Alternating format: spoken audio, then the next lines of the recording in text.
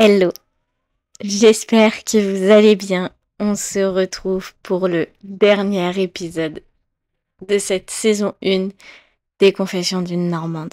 Et honnêtement, pour cet épisode, j'avais envie de faire une énorme conclusion sur l'entièreté de la saison avant, comme je vous l'ai expliqué, qu'on passe à cette saison 2 avec plus de story time, plus de sujets tabous, etc. Alors, avant de commencer cet épisode, j'espère que tu es bien installé parce qu'on est dimanche, parce qu'il est 10h, parce que j'espère que tu es encore en pyjama et que tu t'es pris une petite boisson pour cet épisode où on va parler de la résilience. Alors clairement, dans cet épisode, je voulais vous parler de la résilience. La résilience, qu'est-ce que c'est? C'est tout simplement le fait de savoir qu'il y a des épreuves dans la vie, qu'il y a des choses qui vont nous faire souffrir, qui vont mal se passer, d'autres qui vont très bien se passer, d'autres qui vont nous rendre heureux, etc. Et en fait, la résilience, c'est surtout savoir dire, c'est ok, ça me forgera, c'est ok, il se passe ça, mais ça m'apportera autre chose.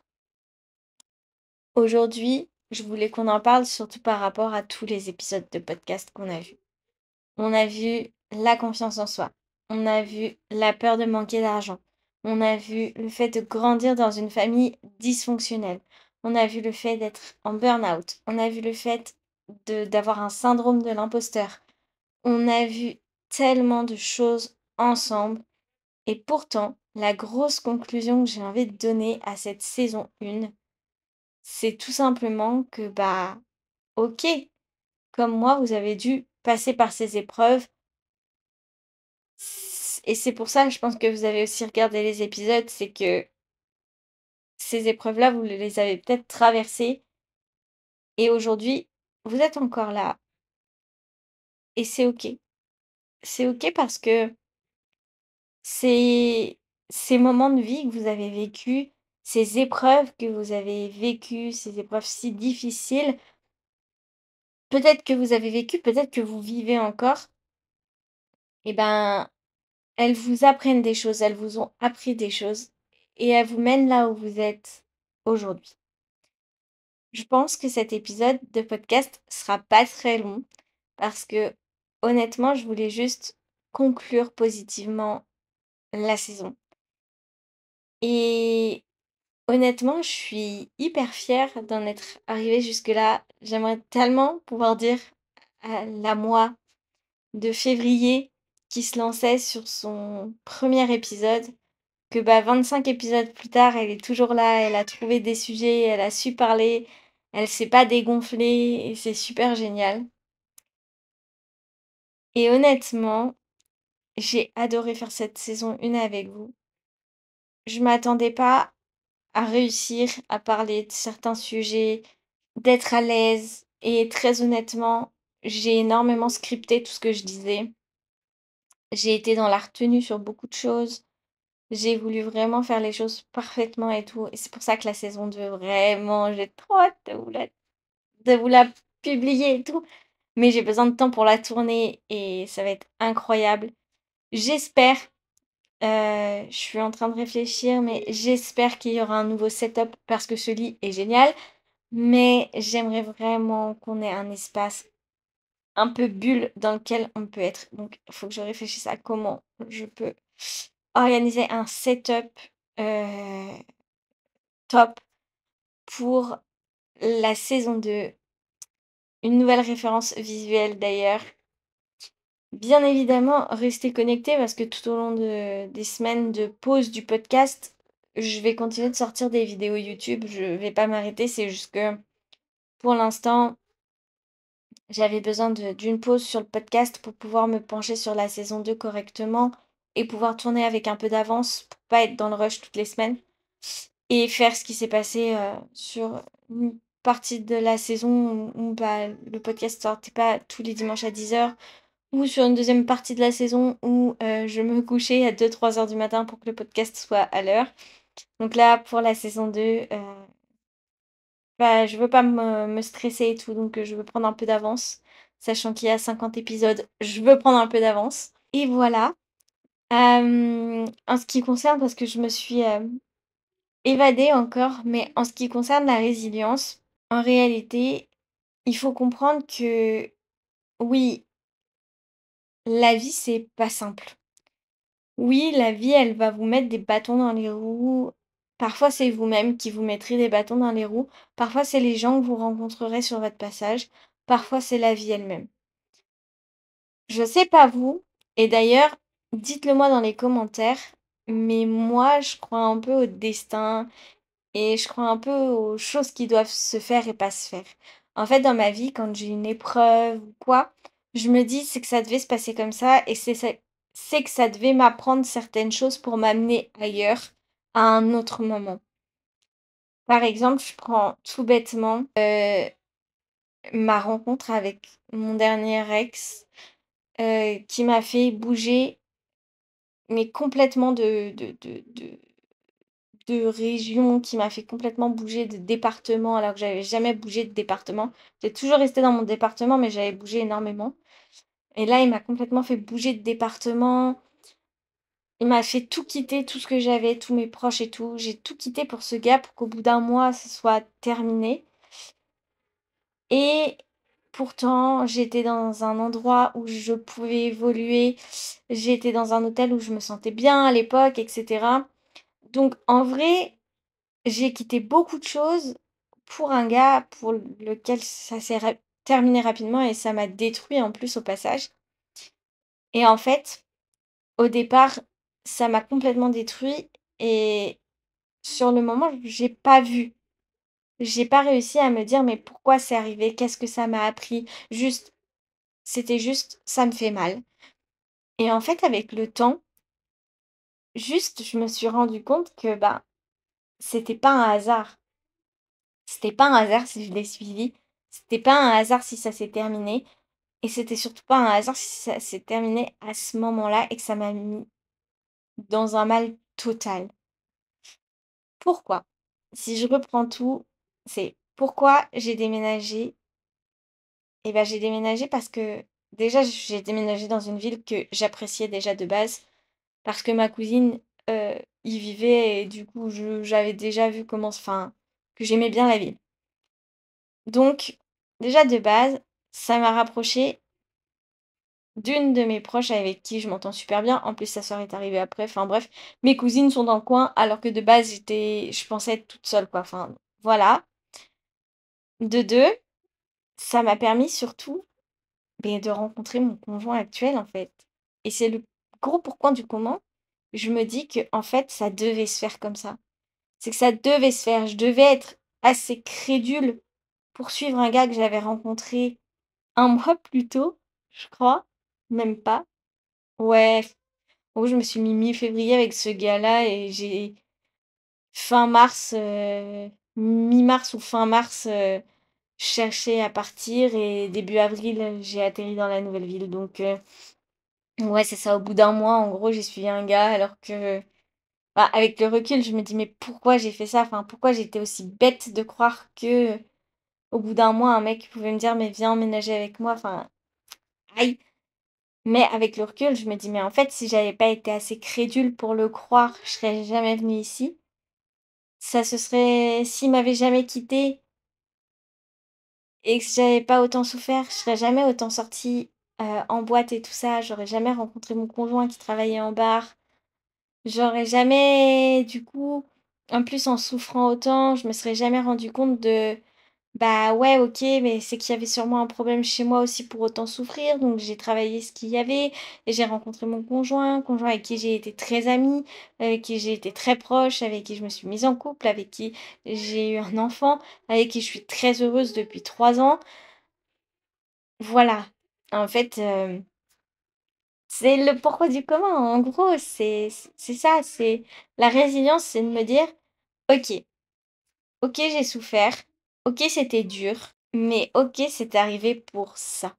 Et en fait, je suis trop contente que ce soit arrivé finalement. Alors que j'en ai souffert, hein, et je peux vous dire que j'ai eu mal. J'ai eu très mal. En vrai, la résilience, c'est aussi la capacité à faire face aux épreuves, tout simplement. C'est savoir se relever, savoir se reconstruire, savoir avancer, même quand on a été profondément blessé, du coup. En vrai, ça veut pas dire que vous allez pas souffrir. Au contraire. C'est pas, être insensible, c'est pas, traverser la tempête. En vrai, traverser la tempête en ayant le droit d'être en morceaux, clairement, mais en gardant cet espoir que vous pouvez recoller ou vous pouvez reconstruire différemment. En vrai, c'est un peu se casser, mais sans se perdre. C'est tomber, mais sans se définir par la chute. C'est continuer d'aimer la vie en vrai, même quand elle a laissé énormément de cicatrices. Donc en fait, pour être résilient dans la vie et pour accepter tout, il faut accueillir déjà la douleur au lieu de la nier, parce que plus vous allez renfermer vos sentiments, vos sensations, vos douleurs et tout, pire ça va être. Le mieux à faire en vrai, c'est d'accepter ce qui se passe et dire c'est ok, tant pis, j'ai mal, je suis en morceaux, ben ok, bah tant pis. C'est trouver aussi du sens et de l'équilibre dans l'après. Vous serez jamais plus la personne que vous étiez avant. Faut se reconstruire. Il faut surtout se reconstruire et trouver un équilibre sain. C'est aussi se rebâtir à son rythme, hein, clairement. Heu, Comme je vous disais, c'est se reconstruire une nouvelle version de soi. Donc il faut apprendre à y aller à son rythme parce que, beh, vous devenez une nouvelle personne malgré tout. Donc comme un peu un enfin, une chenille qui devient cocon, qui devient papillon, ben, allez-y à votre étape. Peut-être que vous, pour passer de l'étape chenille à l'étape cocon, il vous faut 2 mois et pour passer de l'étape cocon à l'étape papillon et ben, il vous faut bien plus de temps et bah, c'est OK et surtout ne vous comparez pas. On l'a déjà vu dans plein d'épisodes de podcast, vous comparez pas aux autres, vous comparez pas, à ceux qui gèrent mieux, à ceux qui se relèvent plus vite parce que peut-être qu'eux ont, une capacité différente, peut-être que eux ça les a moins affectés, peut-être que eux ça les a plus affectés et ils mettent plus de temps à guérir. Peut-être que vous guérissez plus vite ou peut-être que eux guérissent plus vite ou peut-être que c'est tout simplement ce qu'ils ont décidé de vous montrer et de faire «fort» entre guillemets, en mode: «Ah mais moi je gère très bien, moi je me suis relevée super vite de ma rupture» et bah, peut-être que derrière ça cache quelque chose qu'ils veulent pas vous montrer. Peut-être que derrière en vrai ils vous mentent et ils pleurent tous les soirs, ils sont en PLS, ils sont complètement détruits. Peut-être que leur relation, elle était pas aussi intense que la vôtre. Peut-être que, eh ben, leurs émotions, elles étaient pas si fortes. Peut-être juste qu'ils ont une meilleure capacité parce qu'ils sont moins brisés que vous ou plus brisés que vous ou je sais quoi. C'est pas un concours. Allez-y à votre rythme et ne vous comparez pas. La résilience, je pense que c'est quelque chose qu'on met du temps à comprendre, qu'on met du temps à avoir aussi. Mais une fois qu'on a compris que on pouvait se relever derrière des échecs, qu'on pouvait se relever après des blessures, bah, honnêtement, on a envie de le faire. On a envie d'être résilient. Après la réussite, c'est trop facile si c'est lisse. Si vous subissez des échecs, c'est juste pour que vous pouvez un échec, ça sert juste à apprendre une leçon. Les échecs, ça va vous aider à vous relever et à aller plus loin, à apprendre quelque chose. Pareil, quand vous subissez quelque chose, comme je vous ai dit tout à l'heure, pour moi, c'est parce que vous devez apprendre une leçon. Pour moi, par exemple, l'ancienne meilleure amie que j'avais et avec qui ça s'est terminé du jour au lendemain et tout, enfin, ça m'a brisé le cœur. Quand j'y repense, je me dis, mais pourquoi c'est arrivé? Qu'est-ce que j'ai fait pour mériter ça? Qu'est-ce que j'ai fait de mal et tout? Et au fond, quand j'y repense, je me dis, mais non, en fait, j'avais besoin de ça. J'avais besoin à ce moment-là d'une amie avec qui je partageais tout. Mais à la fin, j'avais surtout besoin de m'écouter et j'étais face à une personne qui n'avait peut-être pas la capacité à encaisser tout mon malheur et j'étais arrivée à un stade où j'étais malheureuse, peu importe ce qui se passait dans ma vie. J'étais pas à ma place dans mon travail, je venais de subir ma rupture, je réapprenais à découvrir quelqu'un d'autre. Tout ça, c'était trop pour moi, j'étais très négative et sûrement qu'elle était dans sa passe positive où tout lui souriait. Elle avait un nouveau travail, elle allait pouvoir, bientôt être en CDI, elle allait pouvoir reconstruire sa vie et cetera et cetera. Donc elle était sur une passe positive, moi sur une passe négative et du coup je me dis: «Voilà, en fait, juste à ce moment-là, il fallait que je m'écoute plus, que je sois seule peut-être potentiellement et peut-être juste que, en fait, c'était nécessaire». Et c'est ça, à chaque fois, je me dis que tout était nécessaire. Un peu, pas tout est écrit, je pense que tout n'est pas écrit, mais je pense que c'est un peu comme un algorithme dans la vie et tel truc attire tel autre truc. Et quand quelque chose se passe, comme je vous disais, je crois pas trop aux coïncidences. Si ça devait se passer, c'est que ça devait se passer. Vraiment, j'aimerais trop avoir votre avis là-dessus dans l'espace commentaire. Genre par rapport à ce que vous pensez de des choses dans la vie qui se déroulent et tout. Mais honnêtement, je suis vraiment persuadée que, vous voyez, si j'ai mis 14 ans à me lancer par exemple sur les réseaux sociaux, c'est parce que je pense qu'à l'époque, j'avais rien à offrir de profond. Et aujourd'hui, j'ai plein de choses à offrir. J'ai mon expérience, je suis plus mature, j'ai tellement de choses à dire et j'ai envie de partager ma voix et tout. Alors qu'à l'époque, j'étais complètement perdue dans la vie, j'étais cassée, j'étais machin. Je suis pas sûre que j'avais grand-chose à offrir par rapport à maintenant. Enfin bref, c'est plein de choses comme ça et je pense que toute ma vie est construite un peu comme ça. En fait, à partir du moment où vous faites une décision, un choix, je pense, vous savez, c'est un peu comme dans les jeux où vous devez choisir. Vous savez, il y a plusieurs histoires, il y a plusieurs possibilités infinies de créer votre histoire. Un peu comme Black Mirror, le film là où vous devez choisir comment se déroule le film. Et en fait, je pense qu'un peu la vie c'est comme ça. C'est pas que vous avez tout un destin qui est tracé dès votre naissance, mais genre que c'est tel choix dans votre vie qui vous a amené à plusieurs autres choix, qui vous amène ensuite à plusieurs autres choix, et tous ces petits choix après sont faits en sorte que vous appreniez quelque chose et que vous alliez dans une certaine direction. Je sais pas comment expliquer, je pense que je m'explique trop mal, mais j'espère que vous m'avez comprise et j'aimerais trop avoir votre avis là-dessus. Sur ce, je pense que cet épisode est terminé. Je pense avoir fait le tour sur la résilience. J'espère que vous avez compris ce que j'ai dit parce que j'ai été super vague. Mais ça me fait plaisir de conclure cette saison 1 sur la résilience, sur le fait d'accepter qu'on a des douleurs, sur le fait d'accepter qu'on a des épreuves dans la vie, qu'on a des échecs, des réussites, des épreuves surtout, énormément d'épreuves. Et que c'est pas facile parfois, mais qu'il faut se relever parce que on n'a qu'une vie et comme je vous l'ai déjà dit, on n'attendra pas que les autres la vivent à notre place parce que la meilleure personne qui peut nous changer, c'est nous-mêmes. Alors ouais, j'espère que cette saison 1 vous a plu.